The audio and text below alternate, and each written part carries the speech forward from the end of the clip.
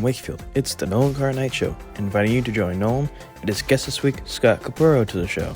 And now, ladies and gentlemen, here's Nolan. And welcome back, ladies and gentlemen, to another edition of the show. I hope you enjoyed last week's episode. And if you did, as usual, like, subscribe, comment, share all that fun jazz to help continue the growth of this program, and follow on social media as well for all news and updates. Besides all the pop and circumstance that's duly noted for last week's guest with Ian Archie Beck, this is certainly duly noted for my guest this week as well. Even though my guest this week has been providing free-willed frivolity on stage around the country and world, you may also know one of San Francisco's favorite sons as one of the stars of Mrs. Doubtfire, helping make someone be who they truly are, as well as helping declare victory not only in a space race, but also a little boy's freedom in Star Wars Phantom Menace. If Scott Capurro's good luck didn't stop there, you might have also seen him perform and direct on stage, as well as both professionally and as Peter the Anteater's favorite co-star on campus. It is my distinct honor and true pleasure to have the devilishly witty and daring Scott Allen Capurro on as our guest this week. Scott, how are you? Did you say Peter the Anteater? Yes. Was that our mascot at UC Irvine? I believe so. Wow, you're good. No one's ever really brought that up, and I haven't thought about it for years. Yes, that's actually where I started doing what I do at Irvine. Well, I want to start this week, so I usually go, then I go into the actual entertaining stuff to my best ability. Seeing as you're part of a profession and reared in San Francisco, according to my expert research on your website, you've experienced both in the United States, but also overseas, the lockdown, how that's had an effect on your field particularly. So for you, not only as a consumer, but also as a performer, what's it been like to be outside and do stuff again without some sort of restriction? Yeah, it's great, actually. I mean, I always thought, as I approached middle and then post-middle age, that I would retire and just go to yoga and have lunch with friends. And then but I thought that retirement would be gradual. I never imagined it was happening so suddenly. When the pandemic happened and everything shut down, it was so quick that it was shocking for everyone. Sure. But particularly for those of us in the hospitality industry. And I guess I took for granted that sort of social intercourse. And I really missed it terribly during the pandemic, talking with people, chatting. My job is incredibly social. Sure. And I'd always something that was a solo act. I never really thought it was a conversation with me in the audience. That I embraced, but I thought it was more about me doing what I do. But I realized even more so that it's about communication, and that was difficult to give up. So when it came back, it was a huge relief for my psyche, for everyone else in the business. We've really been thrilled to be back at it. And though the audiences have slowly, I think, in some places, in smaller towns like this one, San Francisco, they're slowly finding their way back into comedy clubs. Yeah. It's been a bit of a. I thought it would be I mean, do you remember the first lockdown in 2021 when when the first lockdown gave way in 2021 and people kind of went back? Yeah. And then the variant happened and people hid again. Yeah. But for that period of time when people went back into social life, it happened. It was a real flush. Sure. And all my shows in San Francisco sold out. But after this one, it's been a slower return, I think, in terms of the audience, and that struggle has been economically and psychologically slightly painful. But I think it's moving back toward normality. Hopefully, this time has all given everyone the opportunity to reflect on themselves that they didn't know stuff about them prior. So for you, what has Scott learned about himself during the last 3 years that they didn't know prior? Well, one thing, like I just said, that my job is much more, that the social aspect of my job is something I actually crave. It's not something that I can give up so easily or walk away from without it feeling like a real loss. But also, I think I'll stick with performance until I drop dead. Sure. I thought I would find other things to do, but I really missed it when it was taken away from me. When it was taken away from me so quickly and suddenly. I think I took it for granted. That again, that interaction and that necessity to be around people. I think I saw it as a sort of a perk or a side effect of what I do, but it's really what I do, actually. Sure. Mentioning San Francisco, you I believe you grew up in that area as a child, and a lot of the people who I've interviewed who have come through California, lived in sort of the Los Angeles area, have shared stories about their experiences with that sort of world of society. So for yourself, even though it wasn't maybe Los Angeles, I'm sure there's some aspect in the Silicon Valley area that you saw to an extent. Were there any experiences like that?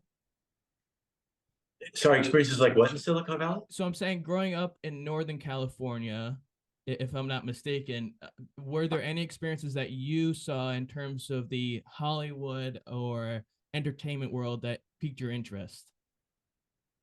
Um, you mean when I was starting out as a comic? Is that what you mean? Or when you were younger? Well, I mean, I was a bit of a nerd when I was a kid, big surprise. And I would stay home on the weekends and watch comedy films. I mean, all my friends in Marin County, where I actually grew up, quite warm there in the summer. They'd all be outdoors on their bikes and building forts, and I'd be in the house writing extra credit reports on the Agricultural Society of Ohio, and then watching Abbott and Costello movies or the Three Stooges. I was addicted to the Three Stooges. So it wasn't really so much. I didn't understand the glamour of Hollywood necessarily. I was also a big fan of female comedians. When I was young, CBS on Saturday nights, it was an all-female lineup, really. It was Maude, the TV show Maude, you're too young to remember it, and Mary Tyler Moore, and then the Carol Burnett show. And all the protagonists on those shows were female, and the comedians were the funniest people. So I was into that. It felt like a culture to me. I didn't really get the glam. I mean, when I was a kid in the 70s and even the early 80s, Hollywood had gone sort of kind of hippie. Sure. And it was the films my mother exposed me to were a lot less, well, seemingly commercial. I mean, I remember going to the film Paper Moon, which Tatum O'Neal won an Academy Award. She was the youngest person to ever win an Academy Award. And I found that very inspiring. Someone the age of 10, which probably was my age when I saw the film, was doing so much work at such an early age that was so effective. But the glamour of it, the Hollywood sign, LA, I mean, I eventually moved to LA to go to university. And I lived there for 2 years. None of that had any, I didn't dismiss it. I understood the power of it, I think. But it all seemed like money making to me. And I was much live performance. So when I joined the Groundlings in LA, which is a comedy improv group that Paul Rubin created his character in, and then when I moved back to San Francisco, it was really about live performance, theater and comedy. The business aspect to me, I didn't get it. Sure. I didn't. And comedians that do well by, say, your parents' standards, who get their own TV shows and make a lot of money and buy a big house, those comedians, usually the ones I know who've done really well that way, have had a great business acumen that either came naturally to them or something that they picked up. So that whole Hollywood showbiz thing was very comfortable and familiar for them. And for me, the idea of being objectified, I think part of it had to do with my being a gay guy and being closeted when I was younger. It always felt like I was giving away a bit of my privacy that I didn't feel comfortable with. I was always afraid when I was still closeted doing stand-up and acting. I was afraid they'd find me out. Sure. And it felt a lot safer in San Francisco. And that's one of the reasons why I moved here from LA. I started as a comedian here in San Francisco, really professionally, at a lesbian and gay vegan cafe. Yeah. I felt comfortable there. And it's like that old Kevin Costner film, if you build a club, they'll come. A lot of gay and lesbian comedians showed up there. A lot of alternative. I mean, I've been working with trans performers since 30 years. And there was no raised eyebrow at anyone in that club. Everyone was welcome. And I think in that way, I noticed all sorts of people on all sorts of journeys doing what they wanted to do. And it became less about establishing yourself professionally and more about finding your voice and finding out who you were on stage. And that took me a really long time to figure out how I wanted to express myself. And again, that relationship you have with yourself and with your audience is something really personal. No one else can create. It's really up to you. Now, when I started playing mainstream clubs very soon after that and started touring internationally, a lot of those comics I'd worked with at that small club in San Francisco warned me to be careful, to protect myself. You'll never make it in the mainstream society. This is an openly gay performer in 1993, 94, 95. And AIDS was still raging. They won't accept you and your personal safety is at risk. And for me, that wasn't the case. And I understand their fear, I do. But it sounded at the time, maybe this was my youthful arrogance, it sounded at the time like an excuse. And I've had that conversation with some of them since then. I've remained friends with some of those people. And my feeling was that there were sacrifices I was willing to make to go on the road that they just weren't. Yeah. And that's fair. You know, on the road, when you're a comedian, you give up an awful lot of it personal. You give up a lot. And at the time, I tried LA. It hadn't worked out for me. I hadn't been successful. I found success in that journey here in the UK and professionally. And it seemed to sort of snowball my direction. But a lot of people I knew that had gone to the Edinburgh Fringe from the US did not want to work in the UK. They didn't want to live in London. They didn't want to give up their relationships here. They didn't want to give up their dogs. They didn't want to travel in hotels. Some of those people didn't feel safe on the road. All of that I totally understand. Yeah. But none of that was a conflict that I was dealing with. I gave up a personal life for 20 years on the road. And there were a lot of things I garnered from it. Sure. But I knew that once I bought a house, well, you can please edit that. I knew that once I settled in London, I would most likely at that point meet someone. And I did. Yeah. And that relationship changed my road work. It changed me as a comic. It changed my career. You know, when I was a kid, the first comedian I saw live was Bill Cosby at a theater in the Round in San Francisco called the Circle Star. And Lola Falana, again, you're too young to know who any of these people were. Bill Cosby, you do, but Lola, she opened for him, and she was a singer, dancer. She was great. And it was a bit, in a way, easier for her because she was just singing and dancing, not really talking to the crowd. He came out and spoke to us in around where the stage was turning. Okay. So he confronted each person in the audience again and again and again for an hour and a half. I was like 9, and I was just stunned by that sort of power and control and self-confidence. But the idea that he did that for about 40 years on the road in this country, whatever you think of Bill Cosby now, his control and command of the audience of the country was so enthralling. But very few personalities can take that responsibility on. You mentioned that the lesbian comic who sort of helped you become who you were and sort of open up and then go into your career and where you do now. There's another moment where you spoke about another interview a few years ago where you were in high school and you were doing these variety shows and you're sort of emceeing the event and it went from 5 minutes to 15 minutes, something like that, where now you're part of the success and now you're part of the attraction that people are coming to go see, coupled with that show later on in the early 90s. Those two moments of being completely free and experiencing something that was your calling, how rewarding was that to you? Well, yes. I mean, the thing you bring up in high school, it was stunning because I never thought I'd be. I mean, I traveled with an improv group, a troupe of 16-year-olds before that high school experience, and we'd gone around the state of California in a van and done improv and stuff. And, improv was very popular, mostly because of Robin's influence at the time. I'm not comparing ourselves to Robin at all, obviously. I'm just saying, and we didn't even ride his coattails, but people knew suddenly what improv comedy was, so we were taking advantage of that. And it was a lot of fun. I'm sure I'm sure that we were terrible at it, but I had that thrill of being in a creative process. That was what was interesting to me. I always liked rehearsal more than performance because of what you came up with. And oftentimes productions are so much more interesting than what happens in front of a live audience. But that night with that, no one wanted to be the host of that variety show at Drake High. No one wanted the host show. It's boring. People wanted to their solo spot, get their spotlight. We had a live orchestra. It was a really great experience for the students, and people wanted that moment on stage. And I thought, well, somebody's got to do it. And I'd done that improv shit, and I thought, at least I can probably get away with something. Sure. And I came out dressed as in a cardigan, as oh God, what's his name from Channel 9 for kids, who they've done movies about, Mr. Rogers. Yes, I came out dressed as Mr. Rogers. Thank you. It's dementia. I'm 60. But I came out dressed as Mr. Rogers with a little plastic frog with a pump that made the frog move in my hand. And I spoke to the frog.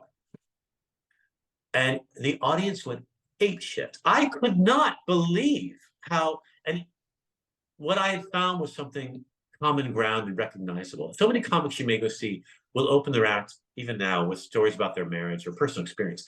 And it's a great idea because it gets the audience on your side right away because they recognize something about themselves. And then they'll go any direction with you if they feel comfortable. And inadvertently, that's what I had found with that moment. And that, again, 5-minute moment went from about 20 minutes each night.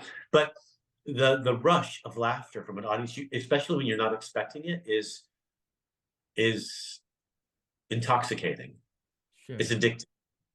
And so when I went to university to study acting, I got involved in a comedy course. And then when I went to LA to act, I was doing stand-up because it's the only way I could get stage time. It always lured me back. But I kept thinking stand-up was lower on the performance ladder. A lot of actors feel that way anyway. But I always felt like it was a bit less than acting, which seemed to have more cachet to it. But then once I came up to San Francisco and started working in that club I told you about, and then I went to the UK in 1994 and won a few awards for my performance, and then got management. It seemed as though, I don't know about a calling, but it seemed as though my vocation was comedy. So I went with it. Well, the club. Also, sorry. No, but go also, ahead. when you're a performer, what I liked about it was the auditioning process in Los Angeles as an actor. I found incredibly, I felt powerless and found it demeaning. Again, some people could tolerate that. I wasn't good at it. But what I did like about comedy was the responsibility fell on you to write the material. And I liked that. I liked coming up with the show because then I said what I wanted to say in the time allotted. Yeah. And actors, I think, like being handed a glass of wine at the end of a performance, being told how great they are. Sure. Who wouldn't like that? Yeah. And comedians sometimes don't like, being called cunts and getting a 1-star review, because again, when people see you, they understand that what they're watching is their responsibility. But I liked that responsibility. Yeah. I festered around it sometimes, but I definitely thrived in it, especially at the Edinburgh Fringe in the early days when I was going. It all seemed, like you said, you used the word earlier, it all seemed so free and open. Sure. It seemed as though so many chances were available to me. And when you audition for a film or a TV show or a commercial, and I got a lot of work in the early 90s here in San Francisco. I was quite lucky, actually. I was making a living at it. It was quite rare then, but I was a nerdy boy next door type, and I learned to work that type. But I felt restricted with a script in my hand. And part of the reason I think why I got the role of Mrs. Doubtfire, why I was so fortunate to fall into that, was because the role I had in that film was not really flushed out. They hadn't scripted it. So there was a lot of potential for improv in the auditions. And again, I'd had a lot of experience in comedy improv. And that chance benefited. Were so many actors who showed up at that audition. I'll never forget, in those days, 1993 or 4, they would show up at auditions in the 3-piece suit with a briefcase because you were an actor. Yeah. So you like an actor. But I showed up because I'd read the breakdown was that of a gay designer. So I showed up in some floral print faggy shirt, which the acting agent really respected. She was like, "Oh God, thank God you came dressed for the role." And then she said, "You are going to turn Robin Williams into a woman in one afternoon. Go." And I had just fortunately read, I used to read about Robin because, again, I mean, he's a genius, right? Seen him as a comic on stage in the early 90s here in the Bay Area. I've had a chance to not work with him, but share a stage on a given night with him. So I watched him, obviously, in total amazement. It still gives me hairs raised on the back of my neck. But I read an article where he said that to do, I think one of his rules, they had to shave the hair off his hands because he was so hairy. Yeah. And I knew that. So I said, in a camp voice, obviously, "Oh dear, you look like an ape. We have to shear those hands immediately." And the casting woman fell off her chair. And I didn't know, but right away I thought, "Oh, I've done well." Sure. And then it was really just one callback. And then I saw Robin in a comedy club at Cobb's when he was still in Fisherman's Wharf. And the owner of the club said, tell him you auditioned for his film. Robin produced it with his wife. And I said, "Oh God, Robin, I just auditioned for Mrs. Doubtfire." He said, "Oh, well, great." He said, "We'll see what we can do." Yeah. And he was eager to hire local performers for that film. And it was just all fell into place. Part of success, people wonder, how do things happen? Yeah. I mean, that role, obviously, I was just a cameo, basically a featured role, but it led to a lot of work for me. And it happened out of luck and timing. But once you're in front of the camera, you kind of have to have what they want. Yeah. So it's everything. Sure. And then, I went to Edinburgh that year, and the film was huge in the UK, huge in Scotland, obviously, because he was playing a Scottish woman. That film did so well there. And it got me critics to come see my solo show that might not have seen it otherwise. And then the show was good enough that it was they moved me from a small house to a 250-seater that I sold out, and I won the Newcomer Award. It's just all snowballed because, again, I was the first openly gay comic on the, it had all this stuff along with it. people complain about woke performers now. Oh, that person got the good job because they're African American, or that person got the job because they're trans. That's how showbiz works, by the way. People get gigs because that's what people want right now. Yeah. So, and we all use what we have. Yeah. And I was as guilty of that as anyone else. I saw the appeal to audiences, and I'm sure I held them captive certain times because I was an openly gay male on the circuit, the only one at the time in the UK. Not the first, but at the time, the only one. And I knew that in the right room, to a certain extent, they couldn't heckle me or leave because that would be seen as homophobic. So I had that in my mind. I mean, I still had to come up with the goods to do the jokes and perform. And I wasn't lazy by any means. In fact, I was probably too eager to be accepted. But what it did provide for me was a bit of what people call now entitlement. Yeah. But I understand how that works to your benefit. It should. Yeah. But you still, like in that audition for Doubtfire, you've got to come up with it. You can't just stand there. Well, it's just an experience in that. I mean, it shows the quality of person Robin was for you to run into him and be told, oh, go mention it to him. And then he says, oh, let's see what we can do. And then you get the role. I'm assuming that had something to do with it because I was completely less than nobody. It might not have. But what I mean is he was such a lovely. Sure. Even the after effect of that role, the contract I had was very generous. That company didn't have to offer me what they did in that contract. Yeah. I mean, Harvey was obviously a big movie star already. Yeah. My partner in that film, but I was an opening act in San Francisco who'd never been in a film before. Imagine your first film experience being on a set with Robin Williams, Harvey Fierstein. I mean, Harvey was a huge idol to me because before. And seeing him in person, I was just so overwhelmed. I'd seen Robin in person, obviously, before that. But again, we were the only three people. I was the only with two of America's sweethearts and me on a set. And I made so many faux pas. I made so many errors off camera and on that I still can't believe how. I mean, I didn't. Anyway, I won't bore you with it, but I didn't know how to behave. Sure. And I learned, I hope, kind of quickly. Maybe it started at that club you mentioned early in your career where you first started, but I could be wrong, so certainly correct me. But a lot of your, I should say a lot, your whole thing is, looking over that line of what can be said and what can't be said and just running right past it. So I'm curious, at what point early in your career or even later into it, did you decide that was your path through comedy, or was it more of a trial by error basis? Well, it had always been a certain element of the work because when I started as a comedian professionally in 1994, and I went out to the hinterlands of the mainstream circuit, there were not any openly gay comics on it. So I knew that pretty much everything I said was a bit alarming for some of the audience. But I was still quite amenable and rather friendly at that point. But in 2008, in 2000, I wrote a show for the Edinburgh Fringe. And it was sort of a last minute show that I'd written because I've been hired to write a musical based on Liza Minnelli's rehab experiences, which I'd written.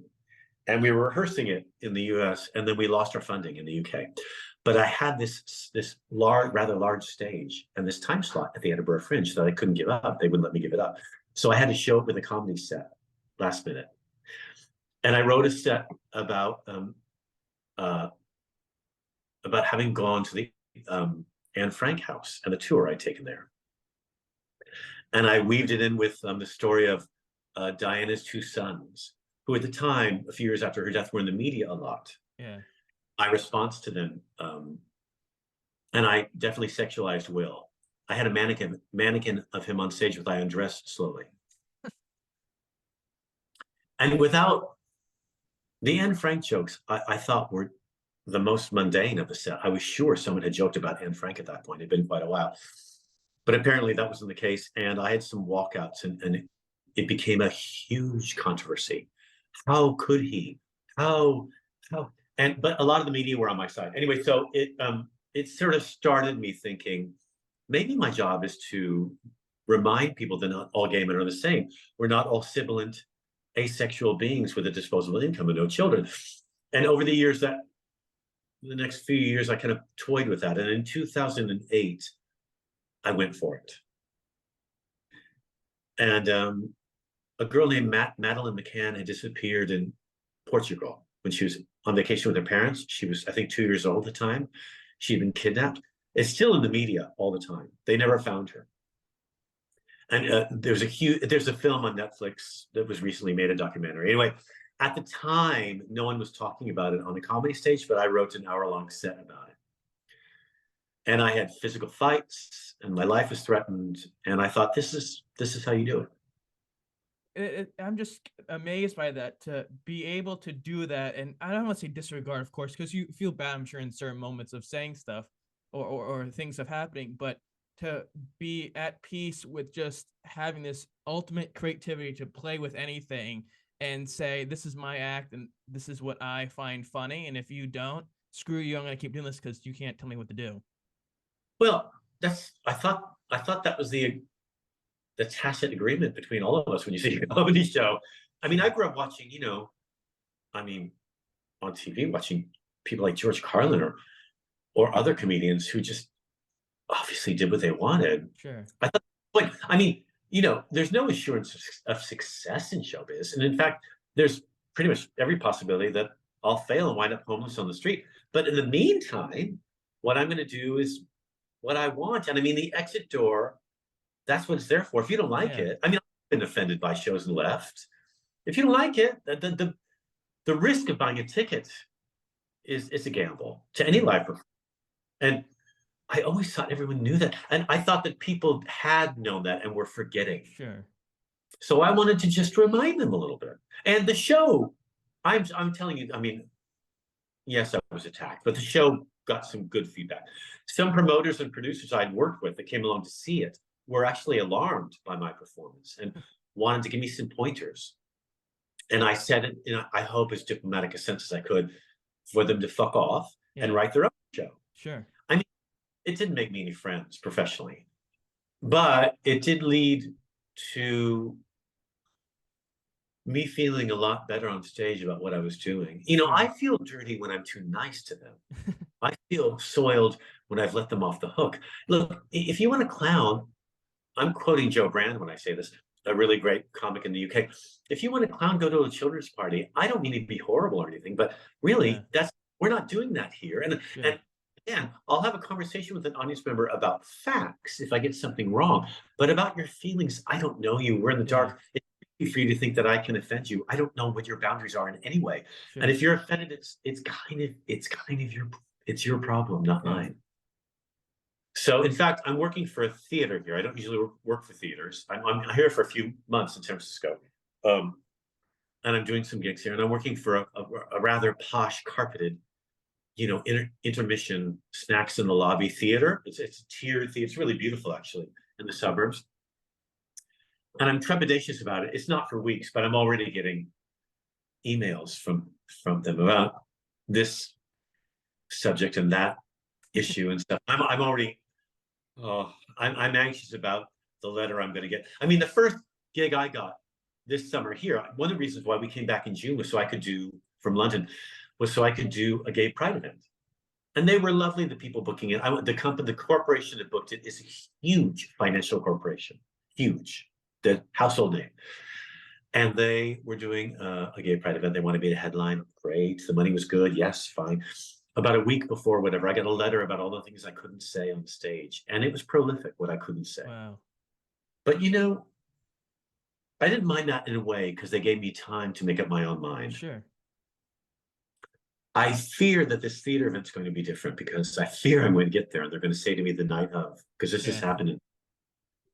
They're going to say 5 minutes before I go on, can you please not mention the Holocaust? Now, the thing is, they can say what they want, but, live performance is a gamble. And they work, basically, if you run a theater, it's a slot machine. Sure. And you have to take that into account. Yeah. You just do. So they may say after I perform there, you'll never perform here again. But my feeling is what Morrison said to the producers at the Ed Sullivan Show when the Doors performed on Ed Sullivan. My feeling is, You don't get it. I've just done it. Yeah. I've already done your theater. I don't need to do it again. Exactly. Yeah. So look, I didn't get in stand-up so I could fucking be popular, have friends, or make money. I'm an economist. That's what I'm studying at Irvine. Funny you brought it up at the beginning. And I had a real, I mean, economists in those days, you were an accountant. If I was an economist living in Silicon Valley now, are you kidding? I'd be fucking loaded. We would be having this conversation. But I'm not in that. If I, I'd probably be dead too, because if I was just working to make money, I would have had self-induced AIDS and killed myself 20 years ago. That's not a life to me. Sure. I don't care about doors in my house or hardwood floors. I don't care about any of that, or having a new car. So much shit that my family's interested in, or my friends nowadays. So many things they talk about at dinner parties. I just want to, take the fondue fork and stick it in my neck. I don't care about that. And I know they think, some of them, I've had this conversation very recently, that what I do is inane to them, or childlike, or ridiculous, or why would I bother? It's because it's what I like. And you have no restrictions compared to them. Well, I'm sure I do, but mine are my own choice. Sure, yeah. I'm not, one of my friends, she's effectively dying because of the job. It's so stressful for her. She's made a mint, but the job is literally killing her. And it's like she refuses to let go because of this. I think part of the struggle she enjoys, and that's her journey, and good. I hope she survives it. I love her, and good luck. But that's never been anything I've had to tolerate, thank God, or as a homeless guy in Santa Cruz just said to me recently, dog bless. Dog bless. Whatever that means. Well, we saw him on the street. We were in Santa Cruz. We love Santa Cruz, beautiful. And we were down there a couple of weeks ago. We were going to have coffee, and this adorable little 3-legged dog walked by. And the dog's owner, I said, "Oh, that dog's so cute." And he said, "Oh, dog bless to you. Dog bless." He said he just lost his leg recently. He's doing really well with it. Because to him, God and dog is the same, because he's a hippie in Santa Cruz. Sure. My husband and I say dog bless to one another. And he's homeless. I remember a few years ago, it was actually the beginning of the pandemic, right before where I went to college before I graduated. I was on the club tennis team at my school and went to Las Vegas for some, tournament. If you didn't qualify for nationals, you go to invitationals in Las Vegas. We were there for the first few days and we're walking around. And on the last day of the trip, right as the pandemic was starting to go, some homeless lady came up to me in a gas station in Vegas, a sketchy place where the back door is open, and asked if I wanted homemade cologne from her car for $20. And I said, I think I'll pass on that. I don't trust this. It's the word home that I find frightening. Yes, it was sketchy, but it was a scary part. I'm curious, in terms of your comedy, maybe now compared to the beginning, when do you know that you found the sweet spot during the writing process compared to the performing process with material that you're working on? When I'm doing a live performance, and I do it a lot, I know that the other night I was talking about, I was playing a silent film cinema museum where they show Chaplin films, because Chaplin made some films up here in the Bay Area. Okay. Yeah. So the cinema is still there in the studio, and it's beautiful. They've done a great job with the museum aspect of it, but they have a performance space in the back where they show the films. And I was doing the show there to a very limited audience. Very few people showed up, but they were lovely. And I was talking about having a child and how I want to have a Down syndrome child and the reasons I have for that. And part of them is because my niece is so unhappy. And I said, she's been raised in such entitlement and privilege. Part of me thinks it's because she hasn't really had to fight for anything. Sure. And you can imagine what my Down syndrome friend in Brazil has had to fight for to maintain his life. And I said, if I could just if there was a stick, a Down syndrome stick, a little Downy stick, if I could take that stick and beat my niece close to death to make her happy, that's a sacrifice I'd be willing to make. And the audience at that point was laughing. And I had never said that on stage. And I thought, what have I said to get to a point where that is funny to an audience, about beating a child to death with a Down syndrome stick? I mean, if you can get them to that. Yeah. I used to do a bit. What was the bit where I thought, well, it was a sentence that I had to say, that to get there, they had to be so much on my side. But the entire hour wouldn't have made sense unless I get to that point. That's when you know if they're with you, if you've made it, if they're with you and you get to that crux that's so seemingly offensive on its own, but within the hour it makes sense. And without that sentence, none of it would work. Sure, which is why I'm sure for you as a comedian, when you're given these restrictions, either the night of or the night prior of your material that you labored over, it's frustrating because every piece connects to each other, and without it, it's something that it doesn't make sense. Like music in America, and particularly, I'm a huge fan of the Beach Boys, which of course started in California where they grew up. They're much more of a fan favorite overseas in the United Kingdom, and maybe that's the same with comedy. I know you spend the majority of your year overseas. So I'm curious for yourself, how much of your act in the United States changes overseas, besides, of course, the dialect or certain words and phrases in places? Oh, well, you see, I used to change it a bit, but now with Netflix and all that, I think people, it's all pretty much similar. I mean, it's worth learning the colloquialisms of wherever you are, here or the UK, and it's worth if you can be bothered, educating yourself about local politics, maybe telling a joke or two about that at the beginning, because people really it ingratiates you to an audience locally, especially if you're in a smaller town. But I think that all of it blends. I think there's a way to tell any joke. Yeah. I think this whole, I mean, again, to speak in shorthand, the woke thing, I like toying with it because it gives you more ammo. Yeah. And also, if you couch a joke properly, and if you do the writing and you spend the time, I think there's a way to talk about it. There's a great comic on the road named Cody Wood here in this country, and I follow him on Facebook, and I know him personally. I've met him a couple of times. I think he's really funny. But the way he approaches and embraces material, I think a lot of comics, especially on the road in this country, would be they'd be quite afraid to approach the subject he does.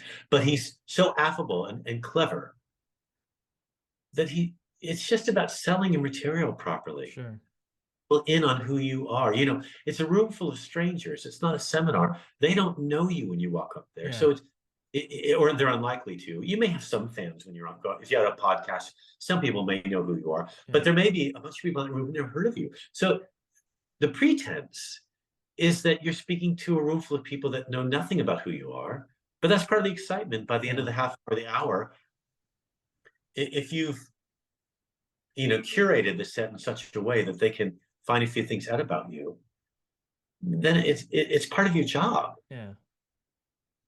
I'm curious on your take on something. You mentioned woke comedians and the whole scenario that's happening nowadays. And regardless of where you fall on the spectrum of believing in your stance on it, I was curious, did you hear about the news in the scenario with the new Snow White live action film?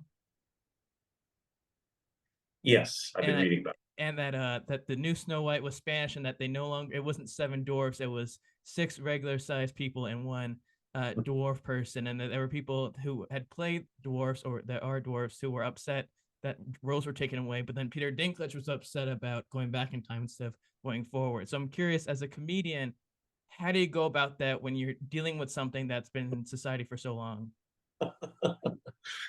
Oh, the poor dwarves. Leave the dwarves alone. The thing about diversity and all that, I think dwarves are diverse. You don't see enough on screen. And I think Peter's just a bit jealous of the other dwarves getting roles. But look, sticking to comedy. I understand the need for diversity on a comedy stage, of course. But I think each comic that you hire is diverse. Yeah. And their story is unique because of the way they express it comedically. That's I don't think the diversity is reflected by quota. And I think actually saying, this, say, African-American comic, this Asian comic, and this white comic is a diverse bill. Sure. I think that smacks of racism, because that implies that an African-American, say, female, cannot have a similar experience growing up to my own, because I'm middle class in the suburbs. She may also be middle class in the suburbs and have some obviously very different experiences because she is African-American, but some very similar ones. And mine might be diverse because I'm a gay male, although gay white men are not seen as diverse anymore. The point is, every experience is diverse. Sure. I think diversity in this country, and particularly in the UK as well, is more likely to be seen economically. Yes. So more diverse, in my mind, to book a working class comic and then a posh comic and a middle class comic. That, I think, you'd hear more diversity. And that working class comic can be white, that posh comic can be black. That might kind of shake people's expectations. Yeah. But to assume that audience is going to see Snow White and the Seven Dwarfs because they're addicted to a diverse cast and they don't want to see dwarves is probably a mistake. And what they should have done with Snow White, if they removed the dwarves, write your own fucking story and your own script. Sure. My problem is, you know, they recently did, I think, a cast of 1776 on Broadway where they used all non-binary and female people. If you know that musical, the show suddenly is not going to make any sense because it's a historical reference show written about the Revolution. So now the onus to understand the show falls on the lap of the audience to make clear what's going on stage, and that's quite a big bill to hand people when they're paying $250 a ticket. Like, if you're writing a non-binary and all-female show about the American Revolution, then fucking write one. The guy who wrote his own show, so of course having a diverse cast makes sense because he's brilliant and wrote it for a diverse cast. Otherwise, it doesn't fucking make any sense. And again, a lot of the problem of this in theater and in comedy falls on the lap, I think, of what people are willing to invest in live performance. And what I mean is, you know, Broadway relies on repertory theater to come up with new subject matter in this country. And repertory theaters are being choked by lack of funding. And they're not going to take a risk on new shows. They can't afford to. So nothing new is going to be, instead, they're going to show their, you know, their openness to diversity by casting, you know, a multiracial cast. But I'm sure in doing so that benefits the audience as well, because going to live performance is difficult and expensive. And like blaming the audience because the National Endowment for the Arts has been choked by the administration who's in office. That's part of the problem. So it's a much more complicated problem. I think an audience member should be responsible for understanding. When you go to Broadway, you know, we're going to New York in a couple weeks. We've been looking up theater tickets. For fuck's sake, off Broadway is $250 for a decent ticket. It's, you know, please make sure the show is good. It's, as an example, we've seen a production of How to Succeed in Business Without Really Trying, my husband and I. And when we got there, we weren't aware until we got, it was a diverse cast, and that's fine. But what it meant was the lead character was female, and then the protagonist was female, the Robert Morse role, and then her love interest was female. Well, her love interest actually was a non-binary, basically a drag act, a male dressed as a female. So then suddenly this musical set in New York in 1962 is about a lesbian couple or something meeting, and then the lead character who sings in a very ironic sense throughout the show is kind of orchestrating the whole show and trying to become a successful business person, is suddenly singing these songs laced with irony. It's a Fosse music, sincerely. So suddenly the show takes on this weird sort of, is this supposed to be like a show that's meant to be telling us we benefit from the corporate world in New York? Isn't the show the opposite of that? Isn't it a discriminating show about the negative elements of the corporate business in New York City? But suddenly the show takes on this weird kind of, no, this is all wrong. None of the music makes sense now. And are they lesbian? Yeah. So as much as we wanted to enjoy it, and as talented as the performers were, what they were being asked to do was out of their grip. And my feeling again was, you got these brilliant performers, this lovely orchestra on this landing up there behind them. You've got a bit of money. You're in Britain. That is there's a plethora of brilliant writers and musicians writing a musical. I don't get it. Well, I feel as though it's sort of a situation like of course, diversity is great, and you want to have that to an extent, but let it happen naturally rather than trying to force feed it to people, because it ruins some sort of atmosphere of some originality. Now, of course, something like what's the movie it was Splash Mountain based off of? Song of the South. Of course, that is a horrific movie to an extent, but I think changing it, especially now all these years later, just to fit a narrative of oh, it's horrible nowadays is sort of ridiculous because that could have been done years ago when the ride was originally open. Because how many 8-year-olds nowadays know the movie Song of the South? I only know it because I watched it in class one time in high school. So it's unfortunate that you have these things nowadays that have such a stranglehold on people. With you and nowadays with all this going on the last handful of years, how more careful or peering out are you in terms of making sure you're not somebody who falls victim to cancellation or anything of those nature? No one cares about me. I'm 60 years old. I'm a gay white male. No one gives a shit. But if I were younger, I might be worried about that. If I were trying to make a career for myself, to get on television, or I wanted to be, a Netflix darling, I might be worried about that. But I'm not concerned about that. But to go back to the point made earlier, I think sometimes in terms of civil rights, diversity has to be legally induced. Yes. For instance, if you didn't have, the argument is, and I probably agree with this, if you didn't have the civil rights movement happen in the 1950s and 60s, and the US government kind of, in the 60s at least, nudging people toward the right way, not the right wing way, but toward giving equal rights to African Americans in this country, it might have taken much longer to happen. And as you can see, there's a lot of unevenness. Yes. Because people, their heads have to be turned a bit. And I mean, I do think about marriage equality, without the help of the White House when it did happen in this country and the Supreme Court, we might be in the same place. And in many states in this country, we are. Yeah. I think colloquially, in terms of language, but it has to be gradual. If you start telling people to change him and her to they and them, people won't do it. It has to be like language almost has always been, a gradual change. That's what colloquialisms are. But I think in terms of people's civil rights, I just want to make this clear. Away from the arts, I think legally people might have to be moved, shifted, and maybe even have their arms twisted a bit, so that people who are seen in our society and in our culture as less represented can be more represented.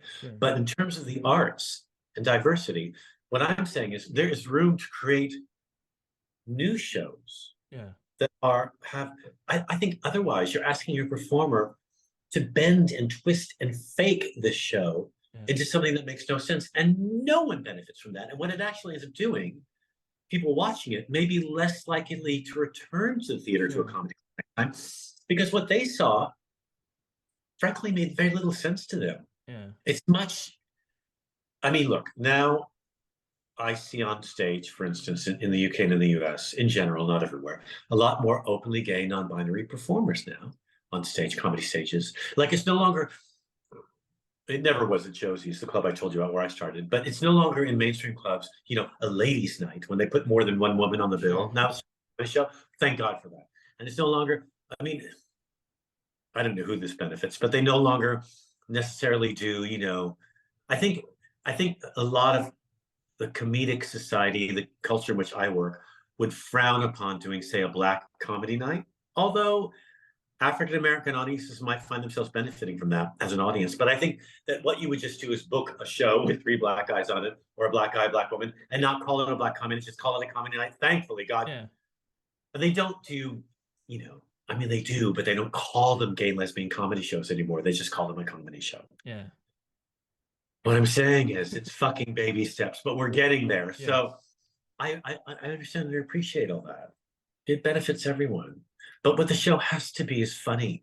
When I was writing solo shows for the Edinburgh Fringe decades ago, my management at the time, that show I told you about when I wrote that show about Anne Frank in 2001, my management's like, in London, was like, write whatever fucking jokes you want, Scott. Just make sure it's funny. Please don't drag us through some journey that we have to understand. Make sure and it was really important for my management to tell me that. I needed to be reminded, because as performers, as writers, we kind of fall into this bubble where, I'm going to take the audience through this story. I'm going to make them see this and that.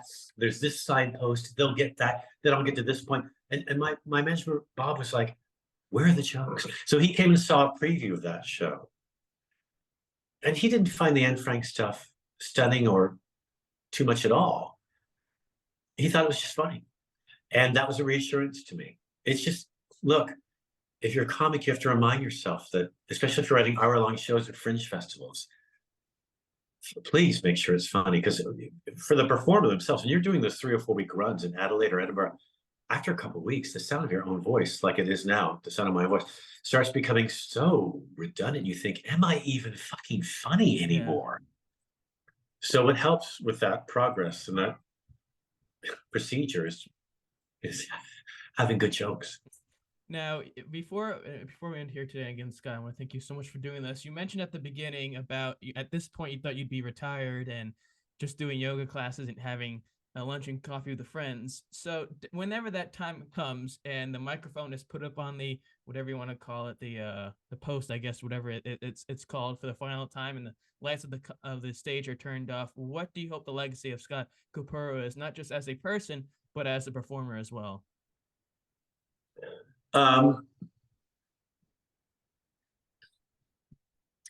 Turning my husband. Yeah, the legacy.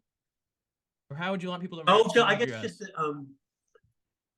that I was one of a few people, I guess, from my generation of comics that sort of made it just maybe a bit easier for the next few generations of alternative comics to do what they do on stage. Just because of the efforts I made, which were not intentional to make it easy for anyone, but just because of my effort, which is mostly selfish and self-serving. But at least that effort helped us to do what we do now.